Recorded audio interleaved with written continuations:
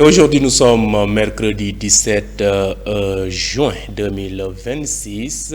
Il est ravi de vous retrouver comme à l'accoutumée sur votre télévision régionale Prestige. Il est 20h et merci de nous suivre pour être au diapason de l'actualité d'ici et d'ailleurs. Et vous avez raison, l'actualité que nous démarrons par l'éducation où plus de 306 000 candidats sont entrés en lice ce mercredi dans les centres d'examen du pays pour les épreuves du certificat de fin d'études élémentaires pour la session 2026. Les autorités éducatives misent sur un dispositif renforcé avec notamment la digitalisation du processus via la plateforme Anadol.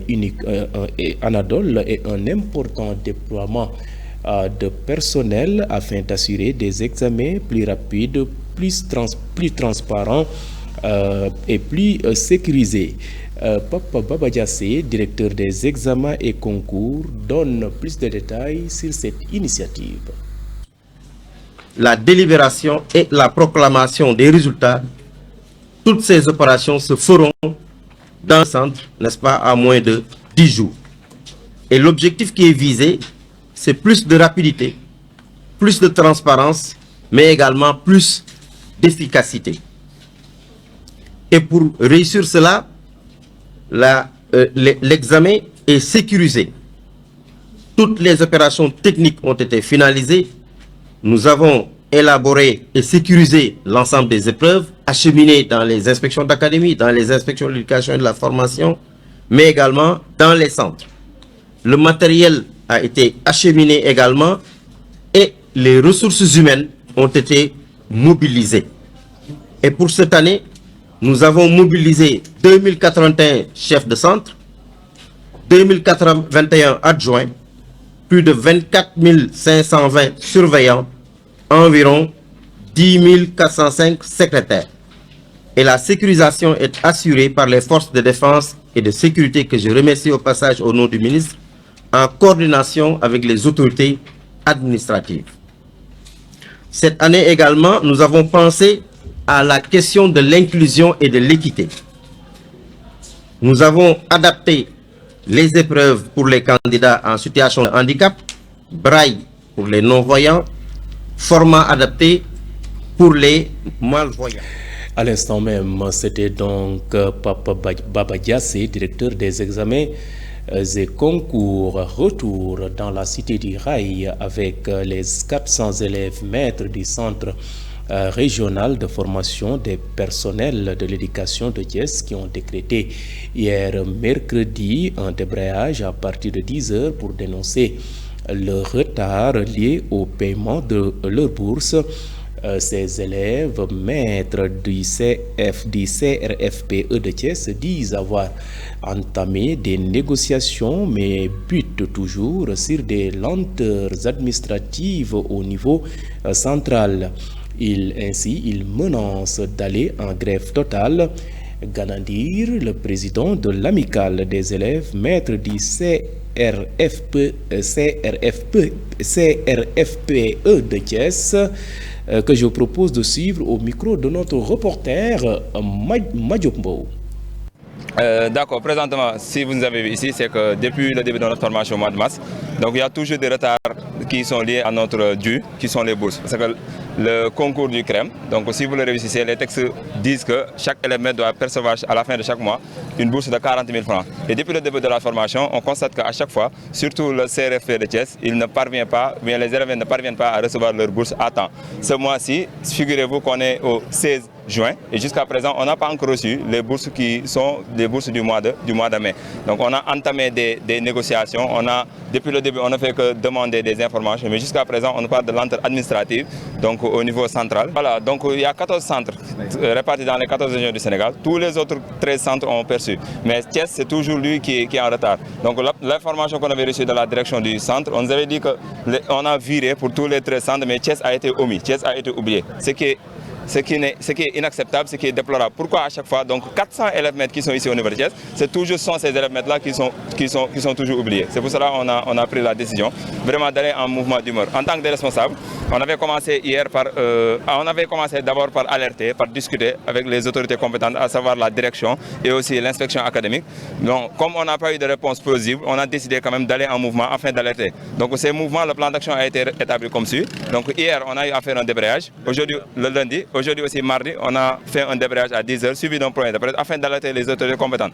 Maintenant, si rien n'est fait, on peut observer une pause le mercredi et le jeudi afin de voir quelle sera la réaction des autorités. Et si rien n'est fait, donc on va aller en grève totale pour 48 heures qui sera renouvelable. Donc le vendredi et le samedi, on sera en grève totale où il n'y aura pas de cours dans le centre régional de formation des Vous suivez le rendez-vous de l'actualité grâce à votre radio Prestige FM qui est mis en modulation de fréquence sur les 95.5 FM ici à Thiès. Et à présent, parlons société dans cette édition. La réception d'un don de matériel médical offert par l'ambassade d'Israël au Sénégal constitue un soulagement pour la maternité de l'hôpital Saint-Jean-de-Dieu de Thiès, selon les responsables de l'établissement sanitaire. Ce don répond à un besoin réel de la maternité confrontée depuis plusieurs années à un déficit d'équipements médicaux essentiels. Reportage Wouli Matafal, Ousmane Diallo. L'ambassade d'Israël à Dakar a octroyé un important lot de matériel sanitaire à la maternité de l'hôpital Saint-Jean-de-Dieu de Thiès. Un geste magnifié par Monseigneur Albert Sen, administrateur du diocèse de Thiès, qui selon lui est un geste qui leur conforte dans l'action sociale. Nous venons de recevoir de son Excellence l'ambassadeur d'Israël au Sénégal un don de matériel médical pour la maternité de l'hôpital Saint-Jean-de-Dieu. C'est un don que nous magnifions à sa juste valeur, parce qu'il permettra à nos femmes enceintes, à nos nouveau-nés, au personnel de l'hôpital de mieux accompagner cette frange de la population qui nous donne la vie, qui donne à la société la vie. Donc vraiment, ce geste de solidarité de l'ambassadeur est très apprécié par notre diocèse et je l'ai remercié au nom de tout le diocèse de Thiès, au nom de l'hôpital, parce que c'est un geste de solidarité qui vient nous conforter dans l'action sociale que nous faisons. Comme vous le savez, cet hôpital est un hôpital de l'Église catholique de Thiès et donc qui participe à la mission sociale de l'Église. L'Église s'investit dans le domaine de la santé, de l'éducation, de la promotion humaine, etc.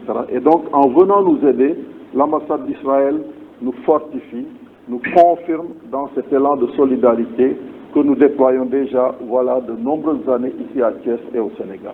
Pour Yuval Works, ambassadeur d'Israël au Sénégal, ce don qui cible la maternité de l'hôpital répond aux besoins spécifiques des femmes pour qu'elles puissent donner naissance dans les meilleures conditions.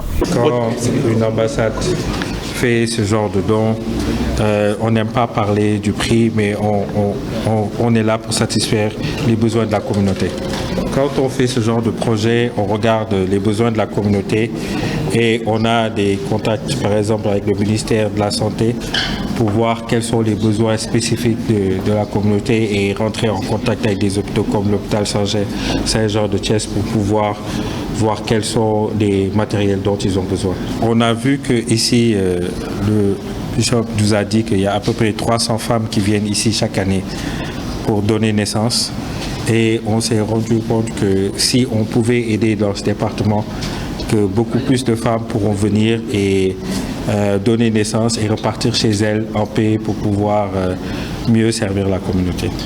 L'ambassade, comme toujours, essaiera d'améliorer ses points de coopération avec non seulement l'hôpital Saint-Jean de Thiès, mais la communauté en général, dans beaucoup de domaines dont on a parlé, comme l'agriculture, l'éducation, la digitalisation et beaucoup d'autres domaines qu'on espère pouvoir améliorer d'ici quelques temps. L'hôpital Saint-Jean-de-Dieu sollicite auprès de l'ambassade d'Israël de pérenniser ses activités en intervenant également dans le domaine de la digitalisation, de l'agriculture, entre autres secteurs d'activité. Et voilà donc, merci à vous, Wouli Matafal, pour ce reportage. Et à présent, parlons politique dans cette édition. Après la mise en place de la structure Ndawi Diomaye, président du département, le combat politique est engagé en direction des prochaines séances Selon le coordonnateur départemental, l'objectif est de déployer dans les 15 collectivités territoriales 15 000 jeunes. Une mission de massification qui, selon ces jeunes, doivent se faire dans un esprit de sacrifice. Abdoulaye Moussadia, coordonnateur des jeunes d'Awi Diomaye, que je propose de suivre. Chers jeunes du département, le Sénégal est engagé dans une nouvelle dynamique politique fondée sur la souveraineté, la justice, la transparence et le développement. Cette vision portée par les nouvelles autorités ne pourra se concrétiser sans l'implication active de la jeunesse, qui constitue la force motrice de notre nation. Dans le département de Thiès, nous avons la responsabilité historique de renforcer les acquis démocratiques à travers notre coalition, à travers un vaste travail de mobilisation et de massification. Cette mission exige de nous engagement, discipline, responsabilité et esprit de sacrifice. La massification ne doit pas être perçue comme une simple augmentation de nombre de militants. Elle doit être comprise comme un travail permanent de sensibilisation, d'organisation et de rapprochement avec les populations. Nous devons aller vers les citoyens, écouter leurs préoccupations, comprendre leurs attentes et leur faire partager notre vision pour un Sénégal plus juste et plus prospère. J'invite tous les jeunes de Thiès à s'investir les quartiers, les villages, les communes, les établissements scolaires, les universités, les mouvements associatifs et les espaces de dialogue citoyen, afin de porter le message de la coalition Diomaye Président. Notre objectif est de bâtir une jeunesse consciente, responsable et engagée, capable de défendre les intérêts du peuple et de contribuer efficacement au développement de notre pays. Nous devons privilégier l'unité, le travail et la solidarité, tout en respectant les divisions et les conceptions différentes pour un Sénégal plus juste. Le département de Thiès doit demeurer une référence en matière d'engagement politique. La citoyenneté active et la mobilisation populaire. Chaque jeune doit devenir un ambassadeur des valeurs de patriotisme, de responsabilité et de service à la communauté.